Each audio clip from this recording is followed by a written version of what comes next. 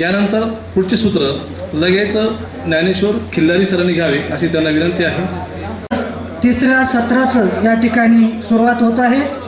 सर्वप्रथम या चर्चासत्रासाठी उपस्थित असलेले चर्चासत्राचे अध्यक्ष आदरणीय प्राध्यापक राम रवणेकर यांना मी विनंती करतो की त्यांनी या ठिकाणी विचार मंचावर येऊन स्थानापन्न व्हायचं आहे।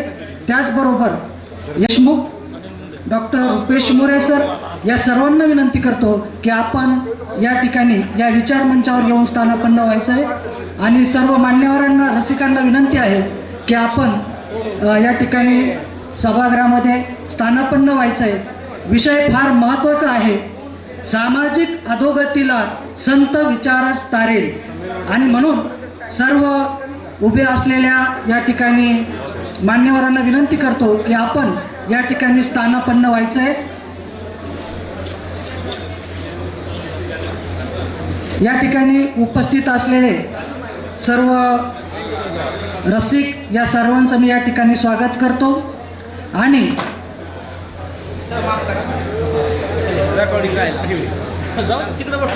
विजय शिक्षण प्रसारक मंडळ संचलित दगडोजीराव देशमुख महाविद्यालय आयोजित मराठवाडा साहित्य परिषदेचे 44वें मराठवाडा साहित्य संमेलन आज या ठिकाणी संपन्न होत आहे। तिसऱ्या परिसंवादासाठी आपण सर्वांचे या ठिकाणी मनपूर्वक स्वागत करतो। सर्वप्रथम या ठिकाणी आलेल्या मान्यवरांचं स्वागत आपण करूयात। मागे उभे असलेले सर्व सन्मान्य रसिक यांना विनंती आहे की आपण स्थानापन्न व्हावं आणि या चर्चासत्रात या परिसंवादाचा आपण आनंद घ्यावा। सर्वप्रथम या परिसंवादाचे अध्यक्ष आदरणीय प्राध्यापक राम रवणेकर यांचं स्वागत प्रोफेसर डॉक्टर संतोष जाधव यांनी करावं असं मी त्यांना विनंती करतो। डॉक्टर संतोष जाधव यांना मी समोर यानंतर सहभागी परिसंवादक डॉक्टर मार्तंड कुलकर्णी यांनी करावं असं मी त्यांना विनंती करतो। स्वागत करण्यात येत आहे। समोर पहा। ओके, इकडे इकडे सर सर समोर माझ्याकडे यानंतर श्री रवींद्र केसरकर कंदी या करतील।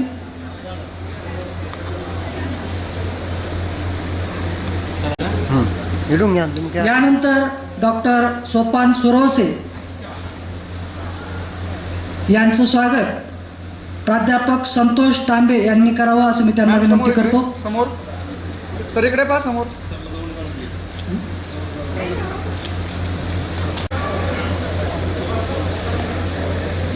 शॉल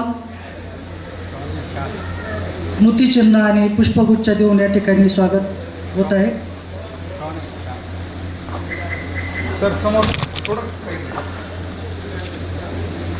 देशमुख यांचं स्वागत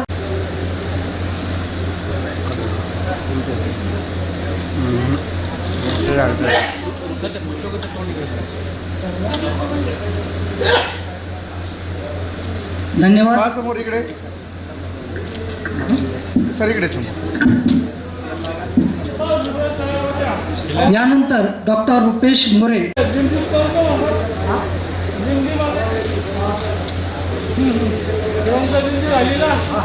यानंतर डॉक्टर संतोष जाधव यांचं स्वागत डॉक्टर जयप्रकाश चोरगडे हे करतील। चिन्ह घ्या। जयप्रकाश चोरगडे सर हे करतील। सर इकडे समोर फोटो पण आहे।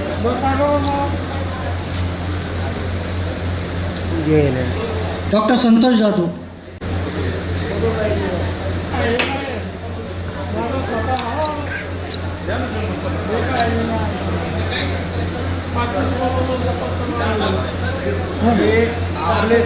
हां समोर इकडे समोर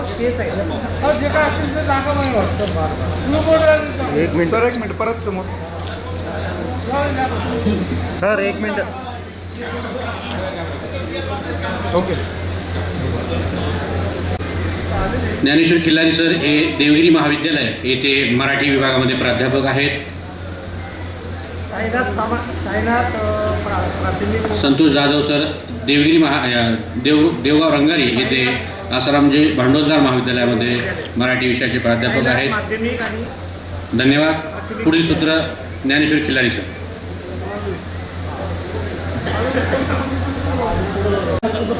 विचार मंचावरूनही मला सूचना आली की आम्ही 10 मिनिटच घेतो, त्यामुळे माझ्यासाठी मागाशी विचार मंचाच्या डाव्या बाजूला रसिक होते आणि उजव्या बाजूला हा डायस होता. आता परिस्थिती बदललेली आहे. आता विचार मंचाच्या उजव्या बाजूला रसिक गेलेले आहे आणि हा जो विचार मंचाचा डायस आहे हा मात्र डाव्या बाजूला आहे. आणि खरं सांगू का, डावी बाजू कुणालाच ऐकायला आवडत नाही. आणि मला वाटतं आजचा विषय जो संत साहित्याचा आहे, संतांनी नेहमीच डावी विचारसरणी किंवा समाजहिताची, समाजाच्या उत्थानाची भूमिका मांडलेली आहे. रसिक कमी जरी असले पण दर्दी रसिक आहे, म्हणून तुमच्यासाठी एकदा तुम्ही टाळ्या वाजवा. आणि मी या परिसंवादाला सुरुवात करतोय. सर्वप्रथम मी या परिसंवादाचा जो विषय आहे तो सांगतो. सामाजिक अधोगतीला संत विचारच तारेल. आजच्या या परिसंवादाला मी लगेच सुरुवात करतोय अध्यक्षाच्या परवानगीने. पहिले जे परिसंवादक आहे डॉक्टर मार्तंड कुलकर्णी, हे प्राध्यापक व संशोधक मार्गदर्शक, पदव्युत्तर मराठी विभाग, बसवदरी महाविद्यालय अंबड. सॉरी मराठी विभाग प्रमुख, सरस्वती विद्या मंदिर कला महाविद्यालय किनवट नांदेड. सदस्य महाराष्ट्र राज्य साहित्य आणि संस्कृती मंडळ. सदस्य लोकसाहित्य समिती महाराष्ट्र राज्य पुणे. सदस्य मराठी अभ्यास मंडळ. समन्वयक स्वामी रामानंद तीर्थ मराठवाडा विद्यापीठ. त्याचबरोबर संत साहित्याचे अभ्यासक, 10 पुस्तके, 16 पुरस्कार. अभ्यासासाठी लंडन, मॉरिशस येथे दौरा केला आहे. वेळेच्या अभावी त्यांचा परिचय त्यांच्या व्याख्यानातून होणारच आहे. तर सर्वप्रथम मी त्यांना आमंत्रित करतो. Professor doctor Martand Diwakar Kulkarni. अभिवादन करून मी माझ्या नेमून दिलेल्या 10 मिनिटाच्या विवेचनाला आरंभ करतोय. आजच्या सभेचे अध्यक्ष, त्याचबरोबर माझ्यासोबत संत साहित्यावर व्यक्त होणारी माझे सर्व बांधव, उपस्थित सर्व जाणकार, अभ्यासक, विजय शिक्षण प्रसारक मंडळाच्या वतीनं हे 44वा मराठवाडा साहित्य संमेलन या ठिकाणी होत आहे. आणि अशा ह्या संमेलनामध्ये विषय फार सुंदर ठेवला गेला. विषय असा आहे की सामाजिक अधोगतीला संत विचारच तारेल.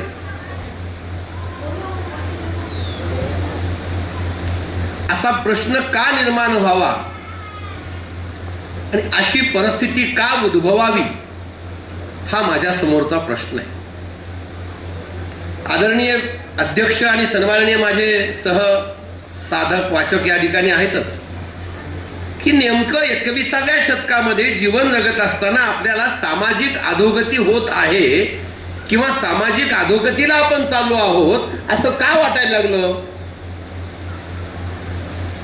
की ज्या संत साहित्याने आम्हाला गेल्या शेकडो वर्षापासून आमच्या मनाचं भरण पोषण केलं, आमच्या विचारांचं भरण पोषण केलं, आम्हाला ताकद दिली, आम्हाला बळ दिलं, आम्हाला अवस्थान दिलं, आम्हाला ऊर्जा दिली, लढायला ताकद दिली, उठायला एक शक्ती निर्माण करून दिली, अशा ह्या महाराष्ट्रात, अशा ह्याच मराठवाड्यामध्ये ज्या ठिकाणी एकनाथांचं स्थान आहे, जिथं जनार्दन पंतांचं स्थान आहे, काही अंतरावर वेरूळ आहे, काही अंतरावर अनेक देवस्थानं या बाजूला मराठवाड्यात असताना तांबेजी आम्हाला का प्रश्न पडावा की आमचं सामाजिक, आमचं हे जी परिस्थिती आहे अधोगतीला आम्ही चाललो. अरे बिकट काळ हा आला चहूकडे, रस्तो रस्ती दिवे दिवे. काय परिस्थिती आहे? परिस्थिती फार विचित्र आहे असं मानतो आपण. अरे घरोघरी अंधार परंतु रस्तो रस्ती दिवे दिवे.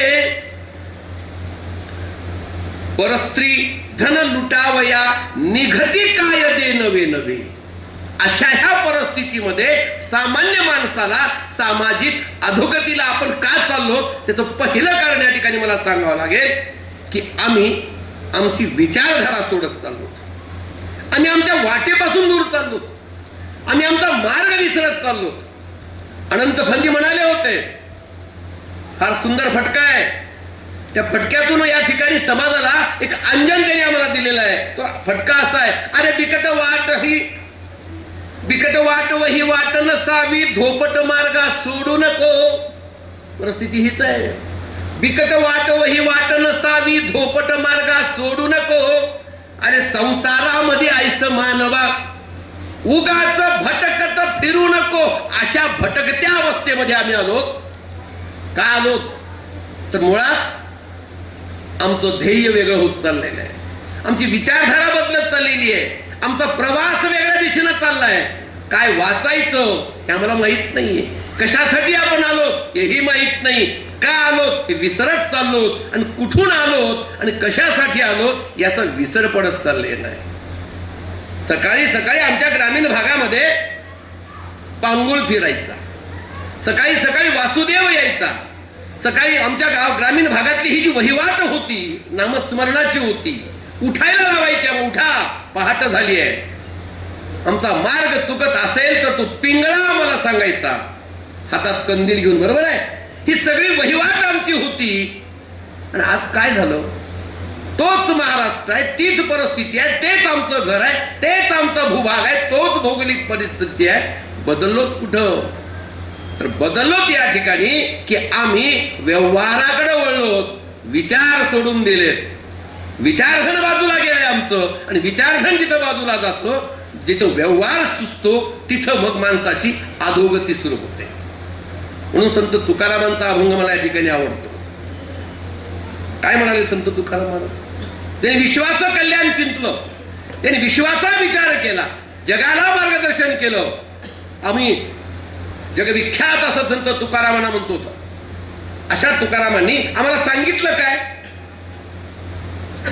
फार सुंदर एक अभंग आहे.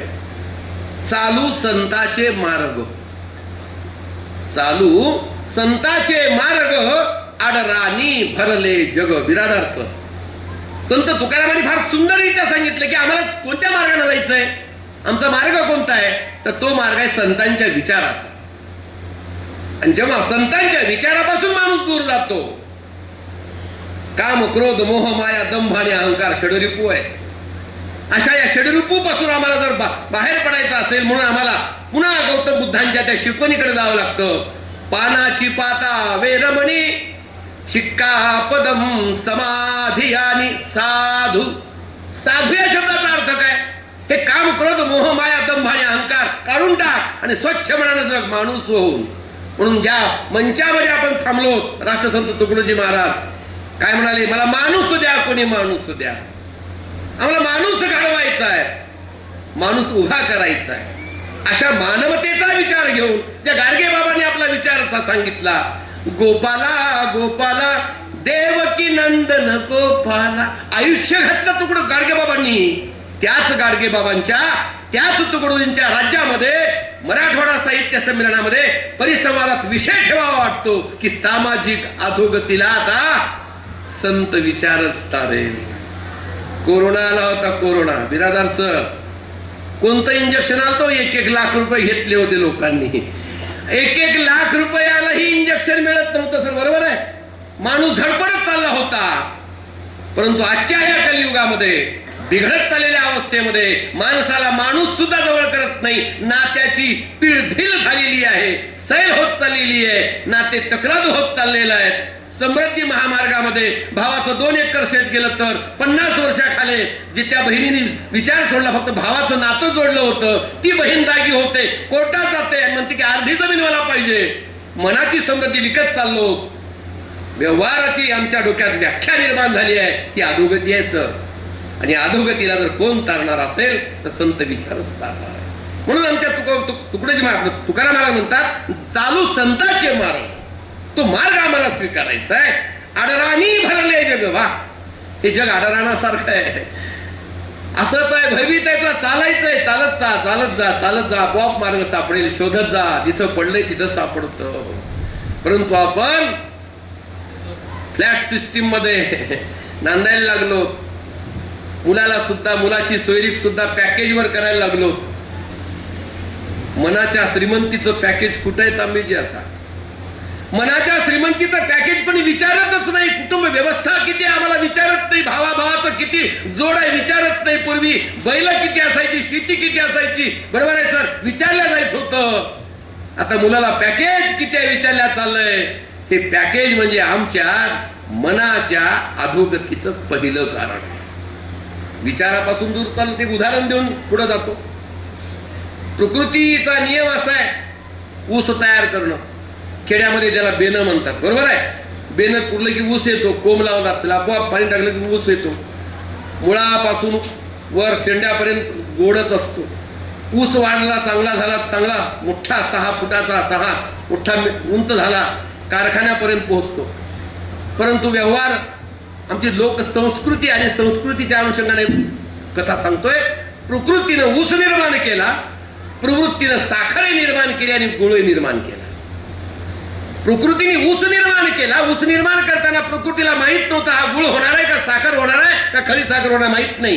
प्रकृतीने आपलं काम केलं, ऊस निर्माण झाला, प्रवृत्ती माणसाची उफाळून आली. कुणी गुळाकडे गेलं, कुणी ऊस रसानी, कुणी साखरेकडे गेलं. आणि मग माणसाची तिसरी आवृत्ती आली, विकृती. प्रकृती, प्रवृत्ती आणि विकृती आली. तोच गुळ आहे, तोच ऊस आहे, तीच साखर आहे. परंतु आमच्या माणसांनी त्या गुळाला पाण्यात सडवलं, गुळ नासवला आणि गुळापासून दारू काढली आणि दारूपासून विकृती सुरू झाली. म्हणून आमच्या लोकसंस्कृतीला आम्ही विसरत चाललो. जो माणूस लोकसंस्कृतीपासून दूर जातो, जो विचारापासून दूर जातो, निश्चितच त्याला का वाटणार नाही की आपली अधोगती होत चालली. म्हणून लोकसंस्कृती जपणं महत्वाचं आहे. माझी ओवी असेल, माझं पद असेल, माझा गण असेल, माझा जोगवा असेल, माझा भारुड असेल. एकनाथ महाराजांची भारुडं तर माणसाला मार्गावर आणणारी आहे, ताळ्यावर आणणारी आहे, चुकलेला रस्ता दाखवणारी आहे, विसरलेला गाव दाखवणारी आहे आणि ओळख नसलेला ओळख देणारी आहे. म्हणून भारुड महत्वाचं आहे. अरे विंचू चावला, अरे विंचू चावला, रे विंचू चावला. कोणता विंचू चावलाय आम्हाला? अहंकाराचा आहे, मोहमायेचा आहे, दंभाचा आहे, क्रोधाचा आहे आणि एकूणच परिस्थितीचा आहे. मी किती श्रीमंत आहे. बिरादार सरणी 22 लाखाची गाडी आणली की कसाब सरला वाटतं 44 लाखाची मी कधी आणली. हा जो आमच्यातला स्पर्धेचा विषय आहे ना, हा आम्हाला अधोगती घडीतून चाललाय. परंतु माझ्या सरांनी आणले, छान चला, मला उद्या बसायला मिळेल, आनंद वाटेल, हा जो मनोभाव आहे तो दूर होत चाललेल्या समाजातून. म्हणून संतांचे विचारच या देशाला नव्हे या जगाला तारणारे आहेत. माऊली ज्ञानदेवांचं पसायदान आहे. आता विश्वात्मके देवे हे वागयज्ञ तोषावे, तो शून्यमध्ये द्यावे पसायदान. विश्वगीत आहे सर. आदरणीय राष्ट्रपती शंकरदयाळ शर्मांनी सांगितलं होतं पसायदान में विश्वगीत आहे, शांती गीत आहे. काय मागितलं? तो जे वांछेल तो ते लावो. कोण धर्म, कोण जात, कोण काही माहित नाही, माणूस ही आमची ओळख आहे. अशा ह्या विश्वगीताचा विचार पसायदानातून झाला. नामदेवांनी तर काय नाही सांगितलं. नाचू कीर्तनाचे रंगीत ज्ञानदीप लावू जगी. तो ज्ञानदीप कशाचा आहे? विचाराचा आहे, कृतीचा आहे आणि आपल्या वर्तनेच आहे. आमचं वर्तन बिघडत चाललंय. संध्याकाळी हातपाय धुतलेले पाय मंदिराकडे जायचे, घंटी वाजून नमस्कार करून घरी आल्यावर आईवडिलांचा नमस्कार करून सगळे एकत्र जेवण करायचो. तेच आमचे पाय कुठं चाललेत? धाब्याकडे चाललेत. तेच आमचे पाय मुलांना सोबत घेऊन वाढदिवस करायला लागलो. तेच आमचे पाय स्वतःच्या लग्नाचा टेंबा विरोध 50वा वाढदिवस करायला लागलो. ही अधोगतीच आहे ना. मुलांना शुभंकरोती माहित नाही, कुणाला कोण कोणाची नात्यांची ओळख नाहीये. बाहेर देशात गेलेल्या मुलांची तर फार वाईट अवस्था आहे सर. त्यांना सांगायला हे तुझे काका आहेत, ही आई आहे, ही मावशी आहे. तो आपल्या हिनकसनेनं आपल्या चेहऱ्याकडे पाहतो. ही जर माझ्या देशाची अवस्था असेल तर अशा अवस्थेला कोण तारणार आहे? संतांची विचारच तारणार आहे. हे गरजेचं आहे आणि फार महत्वाचं आहे. बोललं पाहिजे, वेळ कमी आहे. राष्ट्रसंत दासगणू महाराज गोरठ्याला होऊन गेले. फार सुंदर एकच 2 ओळीचं पद आहे. शैवा जो शिव वैष्णवा हरी गमे वेदांतिया ब्रह्मदो बौद्धा बुद्ध हिजो खुदाही येवना अरिहंत जैना सिजो. सर्व धर्माचा विचार सांगणारा आमचा संतांचा विचार आहे. म्हणून तुकडोजी महाराजांनी, गाडगे महाराजांनी, नामदेव महाराजांनी, एकनाथ महाराजांनी, रामदासांनी आम्हाला हेच सांगितलं. समर्थ रामदासांनी तर आपल्या दासबोधातून किती किती आम्हाला सांगितलं, काय नाही सांगितलं, किती मनाला उपदेश केलाय सांगायला वेळ नाही. मनावर त्यांची मनोबोधाची कितीतरी सुंदर रचना आम्हाला रामदासांना पडते. अशा रामदासांचा एक कोणीतरी वेगळे आहेत म्हणून आपण त्यांच्याकडे पाहतो. आम्ही संतांच्या मध्ये सुद्धा आता विशिष्ट पद्धतीने जात पाहायला लागलो. ही सामाजिक अधोगती नाहीये. संतांनी जात पाहिली होती, संतांनी धर्म पाहिला होता, संतांनी वर्ग पाहिला होता, संतांनी माणुसकीच पाहिली होती. तो माणुसकीचा धर्म आम्ही सोडून नको त्या मार्गाने निघत चाललो म्हणून ही परिस्थिती उद्भवलेली आहे. संत विष्णुदास नावाचे संत माहूरला माता रेणुकेचे भक्त होऊन गेले, ज्यावर माझं डॉक्टरेट आहे. ते काय म्हणतात, नको साधन धन काही काम स्तवनाचे नाही, आई रेणुके तुला साधे बोलणे पुरे. बोलण्याची अपेक्षा, चालण्याची अपेक्षा संतांनी काय मागितलं आपल्याला? काही मागितलंय. सर्वांचं कल्याण होऊ दे, सर्वांच्या जीवनात चांगलं होऊ दे, हाच विचार संतांनी आम्हाला दिला. म्हणून अशा परिस्थितीमध्ये संत विचारच महत्वाचा आहे. शेवटचे 2 मिनिट. संत काय करतात? संतांनी लिहून ठेवलंय. नामदेवांची गाथा आहे, तुकारामांची गाथा आहे, अमृतानुभव आहे, ज्ञानेश्वरी सारखा सुंदर ग्रंथ आहे, 9000 ओवी आहे, वसायदान आहे, मुक्ताईचे अभंग आहेत. ताटी उघडा ज्ञानदेवा म्हणते, तुम्ही तरुणी विश्वतारा ताटी उघडा ज्ञानेश्वरा म्हणणारी मुक्ताई आमच्या या मराठवाड्यात होऊन जाते. ताटी या शब्दाचा अर्थ काय? मी तर म्हणेल ताटी म्हणजे आमची दृष्टी, ताटी म्हणजे आमच्या डोक्यात घुसे चुकीचे विचार, आणि ताटी म्हणजे चुकीच्या पद्धतीने बहीण भाऊ जरी चालले असतील तर त्यांना मारून टाकण्याची वृत्ती आणि लुटण्याची वृत्ती ज्याच्यात निर्माण होते ती विकृत दृष्टी आहे. ही ताटी उघडण्याची गरज आहे. म्हणून अधोगतीला आपण चाललो. आमची वेशभूषा बदलली, आमचे खानपान बदलले, राहणीमान बदललं, नमस्काराच्या पद्धती बदलल्या, अभिवादनाच्या पद्धती बदलल्या, बोलण्याच्या पद्धती बोलल्या. वडिलांचा नमस्कार किती छान करायचो आपण, कुठं उडली ती पद्धत. शॉक लागल्यासारखं आपण खाली वागून वर हात घेतो, ही अभिवादनाची पद्धत नाहीये. तर ह्या सगळ्या गोष्टीपासून दूर चाललो. म्हणून संतांचं चुकलं कुठंच नाही, आमचं चुकत चाललेलं आहे. चालू संताचे मार्ग अडराणी भरले जग पुन्हा पुन्हा म्हणावं वाटतं मला, यासाठीच म्हणावं लागतं. म्हणून 2 गोष्टी या ठिकाणी सांगतो. आपल्याकडं अनेक फळं प्रकृतीला महत्वाचे मानले जातात. अनेक फळं, रामफळ असेल, आंबा असेल, सीताफळ असेल, आणि त्यातल्या त्यात संत्रा असेल. संत्रा फळ इतकं सुंदर सांगितलंय आम्हाला. संत्रा का खावा आणि संत्र्याने काय होतं ऐका. काय सांगितलंय? पित्त क्षमनार्थ संत्रा खावा. शब्दाची जोड कशी घातली आहे पहा. जर आमचं पित्त वाढलं, पित्त खवळलं, सध्या त्याला सुंदर शब्द आला ऍसिडिटी.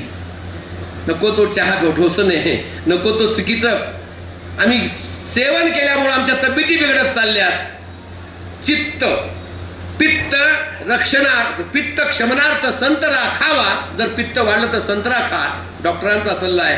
आणि सगळ्यात महत्वाचं जे आजच्या विषयाकडे मी येतोय, आजचा विषय किती सुंदर आहे. खरंच सामाजिक अधोगतीला जात असाल तर त्याला उपाय संत साहित्य आहे. तर या 2च ओळीमध्ये आम्हाला पाहायला मिळेल, पित्त क्षमनार्थ संत्रा खावा आणि चित्त रक्षणार्थ. बघा, चित्त क्षमनार्थ संत रक्षणार्थ संत राखावा. आमचं जर चित्त बिघडलं असेल, डोकं ताळ्यावर नसेल, मन जाग्यावर नसेल.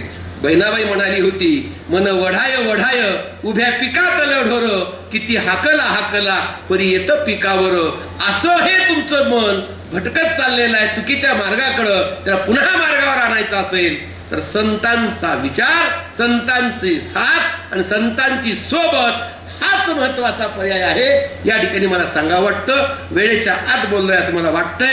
10 मिनिटाचा वेळ संपत आलाय. मला अध्यक्षांनी या ठिकाणी अनुमती दिली. आदरणीय आयोजकांनी मला बोलवलं. काल 1:30 वाजल्यापासून प्रवास करतोय. आत्ता इथं पोहोचलो, तुमच्यासोबत व्यक्त झालो. काही चुकलं असेल क्षमस्व. धन्यवाद. सर, खरंच आपल्या विवेचनातून संतांच्या विचारापासून पुरातन अशा लोकसंस्कृतीपासून आणि आपल्या पारंपरिक संस्कार आणि नैतिकतेपासून आपण ज्या वेळेला दूर जातो त्यावेळेला खरंच समाज अधोगतीकडे जातो आणि त्याला तारण्यासाठी संत विचाराचं आहे हे आपल्या एकूण विवेचनातून लक्षात आलं. यानंतरचे जे परिसंवादक आहे रवींद्र केसकर सर, कारण केसरकर खूप गाजलेलं असल्यामुळं चुकून मागाशी माझ्याकडून केसरकर निघालं, पण ते केसकर आहे. काय जिभेला वळण जसा संस्कार होतो तसंच पडतं. तर रवींद्र शिवाजीराव केसकर पत्रकार, कवी, लेखक आणि व्याख्याते आहेत. ते 93व्या अखिल भारतीय मराठी साहित्य संमेलन उस्मानाबाद येथे मुख्य कार्यवाह होते. उस्मानाबाद येथे पार पडलेल्या 97 अखिल भारतीय मराठी नाट्य संमेलनाच्या छबिना या स्मरणिकेचे ते मुख्य संपादक होते. मराठवाडा साहित्य परिषद याचे ते कार्यकारिणी सदस्य आहेत. माजी सेक्रेटरी उस्मानाबाद जिल्हा पत्रकार संघ, अध्यक्ष उस्मानाबाद जिल्हा पत्रकार गृहनिर्माण संस्था, दैनिक लोकसत्ता आणि दैनिक संचार या वृत्तपत्रांचा जिल्हा वार्ताहर म्हणून जवळजवळ 14 वर्ष त्यांनी कार्य केलेले आहे. सध्या डिजिटल माध्यमांचा अभ्यास आणि मुक्त पत्रकारिता ते करत आहेत. पुरस्कारही सरांना खूप मिळाले आहे, पण वेळेच्या अभावी त्या पुरस्कारांचा उल्लेख न करता मी आदरणीय रवींद्र शिवाजीराव केसकर यांना विनंती करतो की त्यांनी या ठिकाणी आपले विचार व्यक्त करावे. 5:16 झालेले आहेत. 5:26 किंवा 27 असा हात केला तर मी थांबेन. केसरकर असा उल्लेख केला, सामाजिक अधोगती ही ओठावरून जिभेवर पटकन कशी येऊन बसते याचं सगळ्यात मोठं उदाहरण म्हणून सुद्धा आपण याच्याकडे बघू शकतो.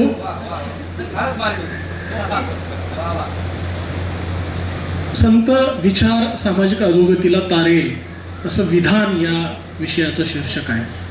मग संत विचार म्हणजे काय, सामाजिक अधोगती काय म्हणजे काय, आत्ता खरोखरच सामाजिक अधोगती आहे का, आणि जेव्हा संत विचार जन्माला आले त्यावेळची सामाजिक अधोगती आणि आत्ताची सामाजिक अधोगती एकसारखी आहे का, असा सगळा विचार केला तर या प्रश्नाचं उत्तर मिळेल असं मला वाटतं.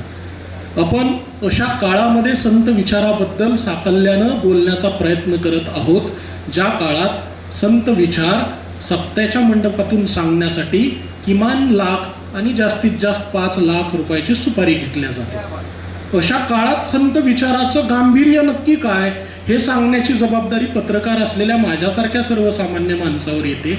मी काही संत साहित्याचा अभ्यासक नाही आहे, पण जे वाचतो, जे समजून घेण्याचा प्रयत्न करतो, त्या सगळ्या गोष्टींचा जर आपण विचार केला तर ज्या परिसरात उभं राहून आपण या विषयावरती अत्यंत गांभीर्यानं चर्चा करत आहोत, याच परिसरामध्ये या देवगिरीच्या पायथ्याला हेमाद्री नावाचा जो पंडित होता त्यानं चतुर्वर्ग चिंतामणी नावाचा ग्रंथ त्यावेळी लिहिला, ज्या ग्रंथामध्ये 2000 व्रतवैकल्यांचा एकूण सगळा धांडोळा मांडला होता. वर्षात दिवस आहेत 365 दिवसामध्ये 2000 व्रतवैकल्य करायचे आहेत. मग या 2000 व्रतवैकल्यांमध्ये असलेल्या बहुदेवता किती, या बहुदेवतांच्या एकूण सगळ्या कर्मकांडामध्ये फसलेला जो इथला सगळा समाज होता, ज्याला आपण बहुजन समाज म्हणूया, हे जे विशेषण आपल्याला गौतम बुद्धांनी दिलं तेच आपण घेऊया. या बहुजन समाजाच्या समोर 2000 व्रतवैकल्यांचा जो भला मोठा सापळा टाकलेला होता, तो सापळा पहिल्यांदा सैल करण्याचं काम इथं संत नामदेव या माणसानं केलं आणि एक खूप मोठा क्रांतिकारी विचार दिला. काय क्रांतिकारी विचार दिला? घालीन लोटांगण, वंदीन चरण, डोळ्यानं पाहीन रूप तुझे, प्रेमे आलंगीन, अनंत पूजिन, भावे ओवाळीन, म्हणे नामा. या 2000 व्रतवैकल्यांसाठी लागणाऱ्या साधन सामग्री, पैसा, सुविधा, कर्मकांड एका क्षणात ठोकरून दिली आणि नामदेव महाराजांनी सांगितलं भावे ओवाळीन. काही नाही गरजेचं, फक्त भाव महत्वाचा आहे. मग आजच्या अधोगतीला तारण्यासाठी हा विचार महत्वाचा आहे का? आत्ता मग आजच्या अधोगतीला तारण्यासाठी असा विचार कोण मांडते? आजचे कवी मांडतात की, म्हणजे बहिणाबाईंच्याच शब्दांकडे जायचं झालं तर नामदेव महाराजांनी जो भाव सांगितला तोच भाव बहिणाबाई चौधरी सांगत गेल्या की हिऱ्या मोत्यानं सजला मारवाड्याचा बालाजी, माझा विठ्ठलच बरा पाना फुलामध्ये राजी. पाना फुलात राजी होणारी जी उपासना आहे ती आम्हाला मान्य आहे असं सांगणारा संत विचार. आणि आज याच संत विचाराचा स्टँडअप कॉमेडी नावाचा बिझनेस करणारी सामाजिक अधोगती, अशा एका महत्वाच्या उंबरट्यावर आपण थांबलेलो आहोत. 2 प्रकारचं अन्न असतं, एक सकस असतं, एक फास्ट फूड असतं.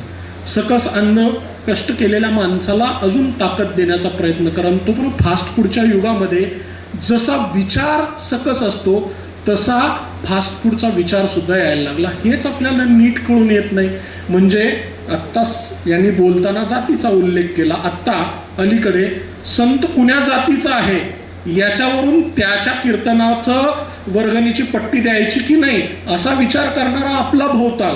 आणि वर्गणीची पट्टी तर दूरचीच गोष्ट, मग त्या संताची प्रतिमा आपल्या घरात लावायची की नाही इतक्या टोकाला आपण गेलेले असताना मग संत नामदेवांनी तयार केलेला हा जो विचाराचा पोत आहे तो त्या काळाच्या कसोटीवर जर तपासून पाहिला तर त्यावेळेसची सामाजिक अधोगती काय होती?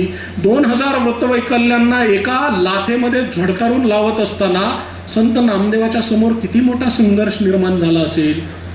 म्हणजे आत्ता सहज जरी म्हटलं की अध्यक्षांचा समारोप अध्यक्षांनी अगोदर करावा तरी म्हटलं जाईल की प्रोटोकॉल आहे, असं नाही चालणार.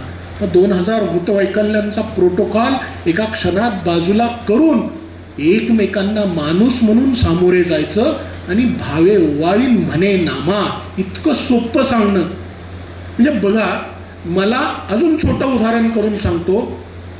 तण माजलेलं असेल, खूप माजलेलं असेल आणि या माजलेल्या तणालाच आपण जर सकस समजत असू तर तण उपटून फेकणाऱ्याला आपल्याकडे वेड्या ठरवलं जातं. नामदेव महाराजांनी हे तण उपटलं, पण त्यावेळेसचं जे तण होतं ते चांगल्या कणखर जमिनीत आलं होतं, त्यामुळे ते तण उपटून फेकत असताना नामदेव महाराजांच्या हाताला घट्टे पडले, तुकाराम महाराजांच्या हाताला घट्टे पडले. त्यांच्या कुटुंबात आणि त्यांच्या भोवती आलेल्या सगळ्या सवंगड्यांचे मृत्यू जर पाहिले तर हे सगळे मृत्यू अपघाती मृत्यू आहेत. मग हे सगळे मृत्यू अपघाती मृत्यू का असा प्रश्न जर आपल्या सगळ्यांच्या समोर आला तर सामाजिक अधोगती ठीकठाक करण्यासाठी इथं माजलेलं जे तण आहे, जे सनातन तण आहे ते उपटून काढण्याचं काम करणाऱ्या प्रत्येक संत विचाराच्या वाट्याला अशा पद्धतीचा संघर्ष आला. आता तर आपल्या भोवती माजलेलं जे तण आहे ते घट्ट जमिनीत नाही आहे, ते वाळूत उगवलेलं तण आहे. एक झटका द्यायचा आहे, तो झटका देण्यासाठी आपल्याकडे तुकाराम महाराजांपासून मागे ज्यांनी वारकरी संप्रदायाची स्थापना केली त्या नामदेव महाराजांपर्यंत सगळ्यांच्या विचारांचा भला मोठा हत्यार आपल्या सगळ्यांच्या हातात आहे. पण आपल्याला ते करायचं नाही आहे किंवा आपली ती इच्छा नाही आहे किंवा आपण एवढा भला मोठा काळ कोण घेऊन बसलं साहेब? एवढा भला मोठा काळ 10 मिनिटात सांगण्याची कसोटी आलेली आहे. मी तर म्हणतो 10 मिनिट सोडा बाजूला, 30 सेकंदाच्या रीलमध्ये हे सगळं पाहायचं आहे आपल्याला सगळ्यांना. मग 30 सेकंदाच्या रीलमध्ये हे सगळं पाहत असताना हे घेऊन कोण बसलं? म्हणजे आपल्याकडे रवी केसरकर म्हणले काय आणि केसकर म्हणले काय याच्यात काही अर्थ नाही, पण केसकर म्हटल्यानंतर आडनावातून याच्या जातीचा किंवा धर्माचा बोध लागतो का याच्याकडे आपण पटकन जातो. नामदेवाच्या सुद्धा जातीचा बोध लावण्याचा प्रयत्न केला. त्यातून जर मी हिंदी बोलायला लागलो तर अजून ठळक होईल, त्यातून जर मी दखनी बोलायला लागलो तर अजून ठळक होईल, त्यातून जर मी उर्दू बोलायला लागलो तर अजून ठळक होईल. माणसाच्या कर्तृत्वाची उंची त्याच्या कामातून मोजण्याऐवजी अपघातानं मिळालेल्या ओळखीतून मोजण्याची आपल्या सगळ्यांना प्रचंड घाण सवय लागली. याला सामाजिक अधोगती म्हणतात. आणि ही अपघाताची ओळख एका क्षणात उखडून काढण्याचं काम संत विचारानं आजपर्यंत केलेलं आहे, जे आता आपण सहजासहजी लक्षात घेत नाही. म्हणजे आपल्याकडे ज्या वेळेला तो लहरी मोहम्मद उतरला आणि इथेच दिल्लीची राजधानी दौलताबादमध्ये घेऊन आला त्यावेळी त्याच्यासोबत खडी बोलणारा, हरियाणवी बोलणारा, अवधी बोलणारा, मैथिली बोलणारा सगळे आले आणि इथल्या दुकानात गेले असतील त्यांची गरज असेल, या सगळ्यांच्या गरजेतून एक भाषा जन्माला आली जिला आपण दखनी म्हणतो. आणि या दखनी भाषेचे आद्य चरित्रकार म्हणून संत नामदेवाकडे पाहिलं जातं. संत नामदेवाच्या गाथेकडे जर गेलो, संत नामदेवांनी त्यांच्या गाथेमध्ये त्यांनी सांगितलेलं जे पसायदान आहे ते जर पाहिलं आणि त्यांनी दखनी भाषेतून आपल्या समोर ठेवलेला जर विचार पाहिला, तर त्यावेळेसची सामाजिक अधोगती आणि आत्ता गोदा पट्ट्यामध्ये आरक्षणाच्या माध्यमातून तयार झालेली सामाजिक अधोगती याच्यामध्ये काही वेगळा फरक नाहीये. हीन दीन जात मेरी पंढरी के राया, ऐसा नामा दर्जी तूने कायको बनाया. हे नामदेवाला लिहावंसं वाटलं. मग आत्ता याच्यापेक्षा वेगळं काय आहे? म्हणजे तन मेरी सुई मन मेरा धागा, ऐसा नामा शिंपी शोभा खेचर के चरण को लागा, असंही त्याला लिहावं लागलं. आणि नामदेवानं एकट्यानं नाही लिहिलं मायबाप हो. नामदेवानं गोरा कुंभाराला बोलवून घेतलं, नामदेवानं चोखा मेळ्याला घेऊन बोलवून घेतलं, नामदेवानं सावता माळ्याला बोलवून घेतलं, नामदेवानं जनाबाईला सुद्धा लिहायला लावलं. आणि या सगळ्या प्रभावातून एक कोवळं लेकरू सुद्धा नामदेवाच्या प्रभावातून लिहायला लावलं. कोण कोवळं लेकरू? हे ते बिदरचा बादशाह वखवकलेल्या नजरेनं या कोवळ्या लेकराकडे पाहायचा. चाफेकळीसारखी सुंदर असलेलं हे कोवळं लेकरू गणिकेच्या पोटी जन्माला आलेलं, आणि बादशाची नजर याच्यावर गेली म्हणून त्या गणिकेलाही प्रचंड आनंद व्हायला लागला की आता या लेकराचा व्यवहार जर बऱ्यापैकी जमून आला तर आयुष्याचा उत्तरार्ध सुखात जाईल. या लेकराच्या लक्षात आलं की आपण या सगळ्यासाठी जन्मलेलो नाही आहे. मंगळवेढ्यात जन्मलेलं हे छोटंसं लेकरू तिथूनच जवळ असलेल्या पांडुरंगाच्या दरबारात गेलं. वखवकलेली नजर, तीही बादशाची वखवकलेली नजर आपल्या शरीराची छळणी करू नये म्हणून पंढरीच्या दरबारात विठ्ठलाच्या पायरीवर गेलेल्या या लेकराच्या शरीराचे लचके तिथंच असलेल्या कोणी पहारेकऱ्यांनी तोडले. त्यावेळी या लेकराच्या मुखातून शब्द नाही साहेब, पोटातून रक्ताची ओकारीच बाहेर आली. आणि या लेकरानं लिहिलं, नको देवराया अंत आता पाहू, प्राण हा सर्वथा जाऊ पाहे, हरणीचे पाडस व्याघ्रे घरी गेले, मजलाही जाहले तैसे देवा. सामाजिक अधोगती म्हणजे काय माहिती का? प्रचंड आक्रंदन, प्रचंड वेदनेनं आपल्या आतला टाहो पोटातून बाहेर काढलेल्या गोष्टीला सुद्धा आपण भक्तिगीत करून त्याच्यावर टाळ्या टाळ्या वाजवू लागलो. पहिली आणि बालवाडीत गेलेलं पोरग Johnny Johnny yes papa, eating sugar no पप्पा जसं म्हणतंय ना, तसं आपण संतांचे अभंग घरामध्ये बसून म्हणतो. याच्या इतकी वेगळी सामाजिक अधोगती काय असते? याच्यापेक्षा वेगळी सामाजिक अधोगती काय?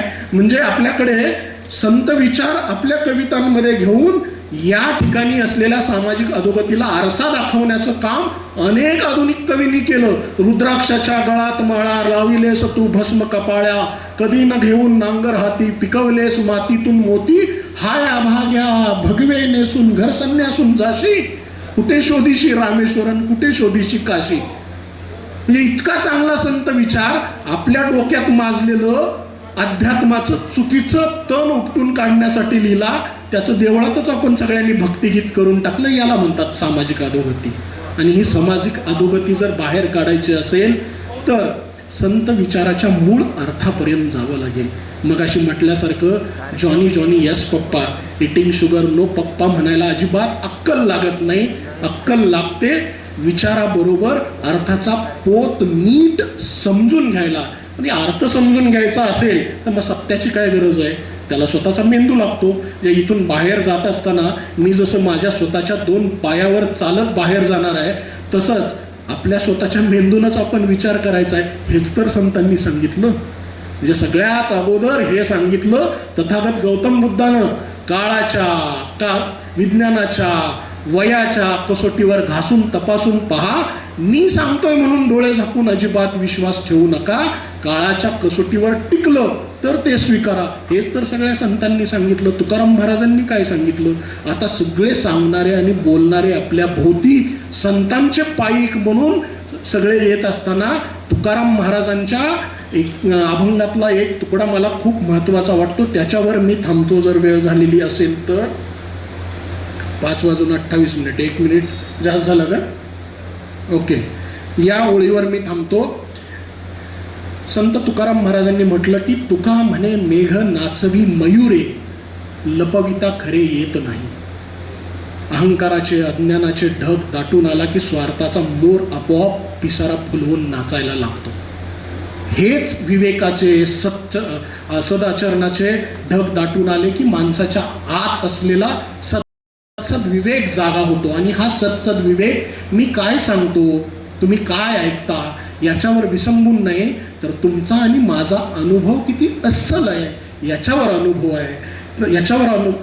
आहे. तुकाराम महाराजच आपल्या एका अभंगामध्ये म्हणतात की मैथुनाचे सुख सांगितल्या शून्य, अनुभवाविन कळू नये. मैथुनाचे सुख तुम्ही कितीही ओरडून सांगितलं तर अनुभव घेतल्याशिवाय ते अजिबात कळत नाही. संत विचार सुद्धा ऐकून कळत नाही, तो अनुभवावा लागतो. तो अनुभवला की घराच्या आत 7 काळजाच्या आत मुक्कामी येऊन बसतो. आणि 7 काळजाच्या आत मुक्कामी बसलेला संत विचार कुठल्याही सामाजिक अधोगतीला सहज ठोकरून काढण्याचं धाडस बाळगतो. मग तो केसरकर नावापासून सामाजिक राजकीय परिस्थितीपर्यंत उद्भवलेला काळोख असो, या काळोखाला दिवा दाखवण्याचं काम ज्ञानेश्वर माऊलींच्या पसायदानानं खूप ताकदीनं दिलेलं आहे. हे पसायदान अनुभवावं हीच या मंचाच्या समोर अपेक्षा व्यक्त करून आपली सगळ्यांची रजा घेतो. नमस्कार. की संत साहित्याचा मी काही अभ्यासक नाही, पण मला वाटतं एक पत्रकार म्हणून सामाजिक अधोगतीचे सर्वात मोठे जर साक्षीदार कोण असतील तर ते पत्रकारच असतात. आणि म्हणून आपण जो विचार या ठिकाणी मांडला की संत विचार अनुभवावा लागेल तेव्हा सामाजिक अधोगती थांबेल. धन्यवाद सर. यानंतर डॉक्टर सोपान माणिकराव सुरवसे, प्राध्यापक व संशोधक मार्गदर्शक, मराठी विभाग, स्वातंत्र्यवीर सावरकर महाविद्यालय बीड, यांनी जिल्हा समन्वयक राष्ट्रीय सेवा योजना बीड या ठिकाणी काम केलेलं आहे. तथा विभागीय तथा गट समन्वयक राष्ट्रीय सेवा योजना बीड, सदस्य मराठी अभ्यास मंडळ, सदस्य ग्रामीण शब्दकोश समिती मराठवाडा साहित्य परिषद छत्रपती संभाजीनगर, आजीव सभासद म्हणून मराठवाडा साहित्य परिषद, मराठवाडा साहित्य परिषद औरंगाबाद, पुणे, तिपन त्रैमासिक औरंगाबाद, प्रकाशित साहित्य 20 वृक्षाच्या मुळ्या स्वरूप आणि शोध, बाबाराव मुसळे व्यक्ती आणि वाङ्मय. त्यांना अनेक पुरस्कार प्राप्त आहे. जास्त वेळ न घेता मी आदरणीय डॉक्टर सोपान माणिकराव सुरवसे यांना विनंती करतो की त्यांनी या ठिकाणी आपले विचार मांडावे. या सत्राचे अध्यक्ष आमचे मार्गदर्शक professor doctor Ram Ravnekar sir, doctor Martand Kulkarni sir, Keskar sir, Anil Deshmukh sir आणि रुपेश मोरे सर, समोर श्रोत्यामध्ये बसलेले अनेक जाणकार मंडळी, आज या ठिकाणी जो विषय निवडलेला आहे, खरं पाहता हा विषय ज्यांनी निवडला त्यांचं आपण या ठिकाणी कौतुक केलं पाहिजे. कारण याचं कारण असं आहे की आत्ताच पत्रकार महोदयांनी लेखणीच्या माध्यमातून किंवा समाजाचं जे काही संतुलन बिघडत चाललेलं आहे किंवा समाजाची जी काही धारणा बदलत चाललेली आहे याच्यावर भाष्य करण्याचं काम केलं. आपल्याला सगळ्याला माहिती की आपली जी भूमी आहे ही संतांची भूमी आहे, वीरांची भूमी आहे. एकीकडे आपण या भूमीचं गुणव गातो आणि मग दुसरीकडं आम्हाला 21व्या शतकामध्ये मागावळून पाहत असताना आजूबाजूला जो काही समाज आहे या समाजामध्ये नेमकं असं काय परिवर्तन झालं की ज्यामुळं माणूस माणसापासून दूर चालला आहे. जेव्हा आपण समाजामध्ये वावरतो फिरतो तेव्हा आपला इतरांवर विश्वास संपून गेलेला आहे. मग ज्या कालखंडामध्ये आपल्या संतांनी वेगवेगळ्या प्रकारची मतं होती, अंधश्रद्धा होत्या, वेगवेगळ्या देवतांचं स्तंभ बाजूला होतं, आणि मग अशा कालखंडामध्ये या सर्व संतांनी समाजाचं उद्बोधन करण्याचं काम केलं. आपण म्हणतो की जगाचं कल्याण करायचं आहे, विश्वाचं कल्याण करायचं आहे, समाज प्रबोधन करायचं आहे, लोकशिक्षण करायचं आहे. आणि मग हे करण्यासाठी जगाच्या कल्याणात संतांची विभूती. सर्व संत जे आहे ते संत मिळत संत आपण जेव्हा पाहतो तेव्हा असं लक्षात येईल हे सर्व संत वेगवेगळ्या जातीचे जरी असले तरी त्यांना जाणणारा, त्यांना एकत्र करणारा धागा जो होता तो म्हणजे पांडुरंग. किंवा पांडुरंगाची भक्ती, या सर्व संतांनी आपल्या ओवीच्या माध्यमातून, अभंगाच्या माध्यमातून विखुरलेला जो समाज आहे, अशा विखुरलेल्या समाजाला, तळागाळातील स्त्री पुरुषांना एकत्र केलं आणि मग त्यांच्यापुरतं का होईना त्यांनी 13व्या शतकामध्ये आध्यात्मिक लोकशाही रुजवली. भारताला स्वातंत्र्य मिळालं, आपण लोकशाही स्वीकारली आणि मग अशा या लोकशाहीमध्ये प्रत्येकाला आचारात स्वातंत्र्य, विचारात स्वातंत्र्य. आणि मग असं असताना आमच्या इकडे संतांचा जो वारसा आहे तो समृद्ध आहे. असं सांगत असताना असं नेमकं काय घडलं की ज्यामुळं समाज हा वेगवेगळ्या जातीमध्ये, धर्मामध्ये पुन्हा विभागला जात आहे. याला कारणं अनेक असतील, सामाजिक कारणं असतील, राजकीय असतील, आर्थिक कारणं असतील. परंतु आपले जे संत ज्ञानेश्वर आहेत, नामदेव, तुकाराम, त्यांचे समकालीन संत, या सर्वच संतांनी आपल्या विचारांचा केंद्रबिंदू जो आहे हा सर्वसामान्य माणूस मानला. आणि मग या सर्वसामान्य माणसाच्या कल्याणासाठी त्यांनी आपला देह झिजवला. नव्हे, कीर्तनाच्या माध्यमातून, भारुडाच्या माध्यमातून, ओव्याच्या माध्यमातून, वेगवेगळ्या टीकाग्रंथाच्या माध्यमातून समाज प्रबोधन करण्याचं काम केलं, लोकशिक्षण करण्याचं काम केलं. आणि मग आजच्या या बदलत्या समाज परिप्रेक्ष्यामध्ये आपण जेव्हा विचार करतो तेव्हा असं लक्षात येईल की आपण कधी कधी बोलताना असं म्हणतो की जसा राजा तशी प्रजा. संतांचा कालखंड हा परकीय क्रमांचा कालखंड होता, मुस्लिमी राजवटींचा होता. तरीसुद्धा अनेक संतांनी बंड केलं, समाजाला दिशा दाखवली, दिशा दाखवण्याचं काम केलं. आणि मग आज तर आपलं शासन आहे, आपल्याला लोकशाही आपण स्वीकारलेली. आणि मग असं असताना देखील जातीपातीमध्ये किंवा माणसामाणसामध्ये जी काही या ठिकाणी दरी निर्माण झालेली आहे, ही दरी कमी करायची असेल तर आपल्याला पुन्हा एकदा संत विचार आवश्यक आहे.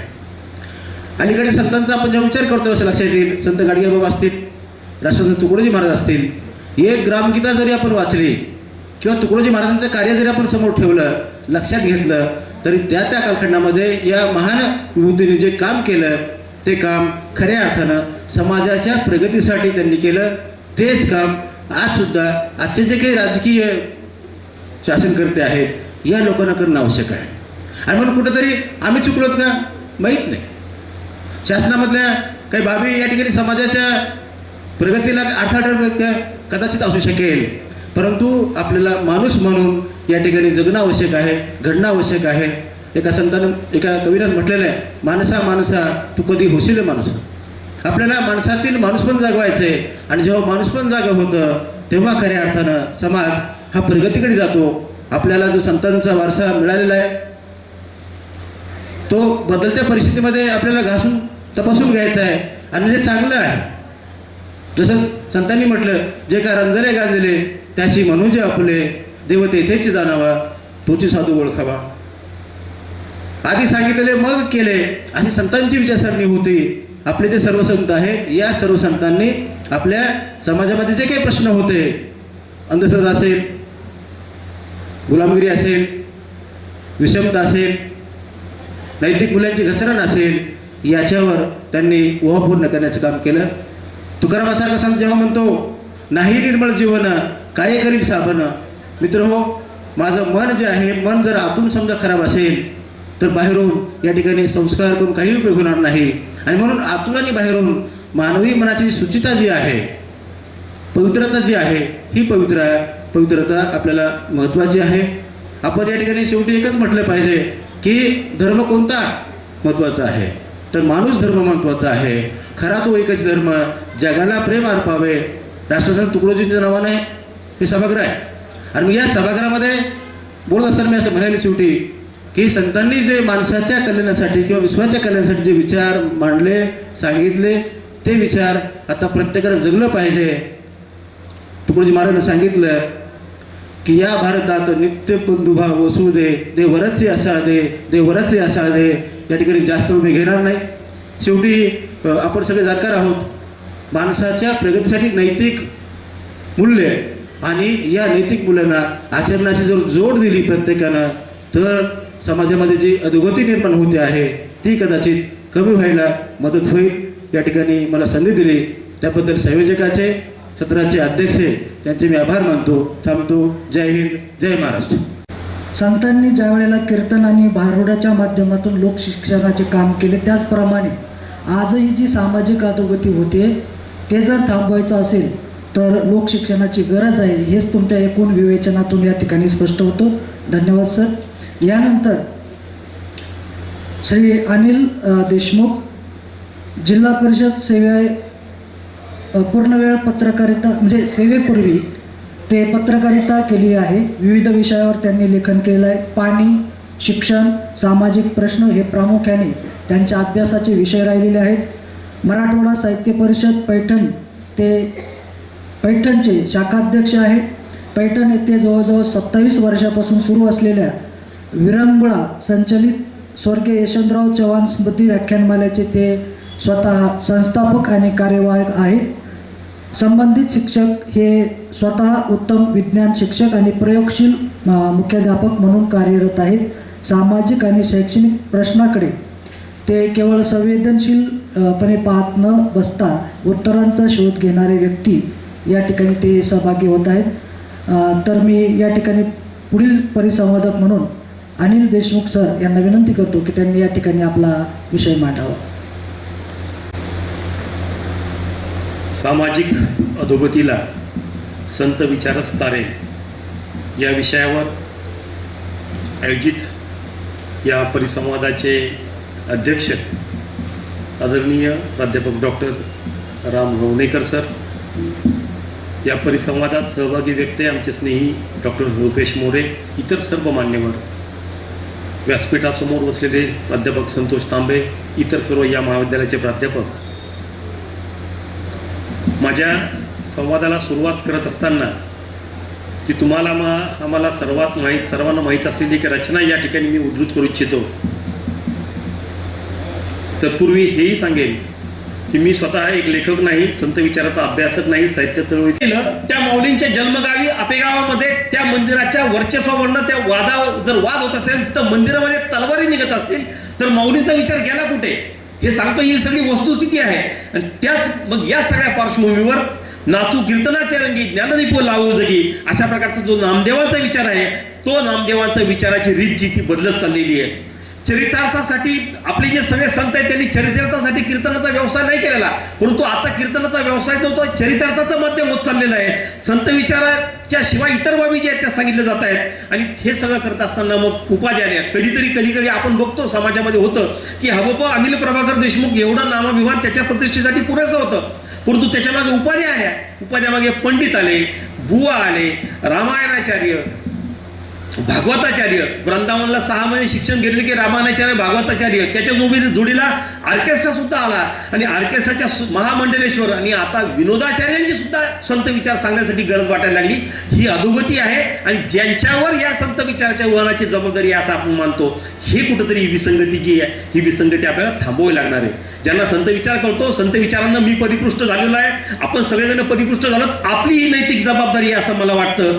आणि त्याच पद्धतीनं हे जे आहे ना उपाध्या, या उपाध्यांमध्ये बघा ते बुवा महाराज, बुवा जे संगीत साधनेमध्ये जे असतात ते बुवा असतात, कीर्तन करणारे बुवा नसतात. महाराजाला हिंदीमध्ये उर्दूमध्ये महाराज साहेब या अर्थानं वापर जातं, कबीर पंथामध्ये साहेब असं म्हटलं जातं. तर हे सगळं जे ते कुठंतरी चुकत आहे असं मला वाटत चाललेलं आहे. आपली जी परंपरा आहे संत परंपरा, ही गुरुगौरवाची परंपरा आहे. ही गुरुगौरवाची परंपरा असताना संत मंडळी एकमेका सहाय्य करू अवघे धरू सुपंत असं म्हणत ईश्वराची आराधना करणारे, ज्ञानदेव असोत, तुकाराम असोत, ज्ञानदेव असोत, या सगळ्यांनी समाजाच्या अंतरंगामध्ये शिरून काम केल्यामुळे ते यशस्वी ठरलेले आहेत. कर्मठांनी केलेला छळ, या छळांतर सुद्धा संतांनी म्हटलेलं आहे की मऊ मेना होणी किंवा कठीण वज्राचं भेदू, अशा प्रकारची एक दुहेरी चढाई ही संतांनी सगळी केलेली आहे. आणि त्याच्यामुळे समाजाच्या अंतर्मनामध्ये त्या चळवळीच्या प्रेरणा ज्या आहेत त्या दृढमूळ झालेल्या आहेत. बुद्धी आणि भावनाचा एक संगम, विचारांचे वैभव, भावनांचा ओलावा, निष्ठा, त्याग, धैर्य, सहिष्णुता, उदारता ही संत विचारामध्ये आहे. संतांनी जगावर न रागवता लोकनिंदेचे आघात सहन केलेले आहेत, यातना सहन केलेल्या आहेत, तरी सुद्धा ते ध्येयापासून ढळलेले नाहीत. तुका म्हणे तोची संत सोशी जगाचे आघात असे तुकावाराय सांगून गेलेले आहेत. निर्वाहासाठी त्यांनी व्यवसाय केलेले नाहीत, परंतु या संतांचे आपण बघतो की गोरोबा कुंभार, नरहरी सोनार, हे जे आहे ते व्यवसायजन्य नाव आहे, उपाधी आहेत. याच्यामध्ये आपण जातीमध्ये त्यांना विभागात चाललेलो आहोत आणि याच्यामुळे सुद्धा एक जी अधोगती आहे, ही अधोगती वाढत चाललेली आहे.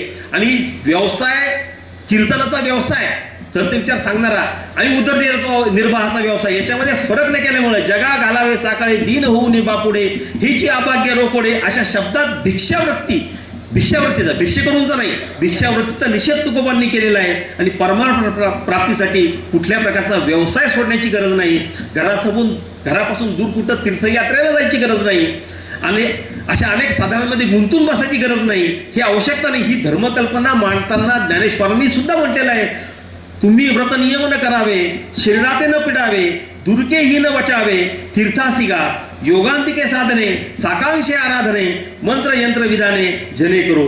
आणि या सगळ्या मालिकेमध्ये निवृत्तीनाथ ज्ञानेश्वर, विसोबा खेचर, जगमित्रा नागा, ज्ञानेश्वर नामदेवांनी हाती घेतलेली ही प्रबोधनाची जी परंपरा आहे, ही महाराष्ट्रामध्ये निरनिराळ्या सामाजिक स्तरांमध्ये जी वेगवेगळ्या प्रकारचे बिरदवली लावून जी समोर येत चाललेली आहे.